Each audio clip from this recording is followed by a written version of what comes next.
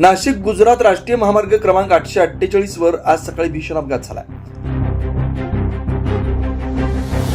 पेठ police ठाण्यासमोर सकाळी 8 वाजण्याच्या दरम्यान नाशिककडून गुजरातकडे जाणारा मालवाहू ट्रक आणि गुजरातकडून नाशिककडे येणाऱ्या कंटेनरची जोरदार टक्कर झाली। धडक इतकी भीषण होती की कंटेनर रस्त्याच्या कडेला उलटला तर ट्रकचा चालक वाहनातच अडकून पडला।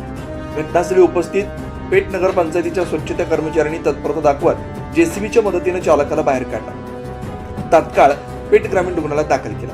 प्राथमिक उपचारानंतर जखमींना नाशिक जिल्हा रुग्णालयात हलवण्यात आलं, मात्र ट्रक चालकाचा उपचारादरम्यान दुर्दैवी मृत्यू झाला। या अपघातात आणखी 2 जण गंभीर जखमी झाले। दरम्यान सर्वात धक्कादायक बाब म्हणजे मदतीसाठी धावून येणारी 108 रुग्णवाहिका तब्बल 3 तास उशिरा घटनास्थळी पोहोचली। पेठ येथील 108 रुग्णवाहिका गेल्या 2 महिन्यांपासून नादुरुस्त असल्याची माहिती समोर आली आहे। त्यामुळे आपत्कालीन सेवांवर गंभीर प्रश्नचिन्ह निर्माण झालं आहे। स्थानिक नागरिकांमध्ये संतापाची लाट उसळली। पेठ पोलिसांनी अपघातग्रस्त वाहनं बाजूला करत महामार्गावरील वाहतूक सुरळीत केली।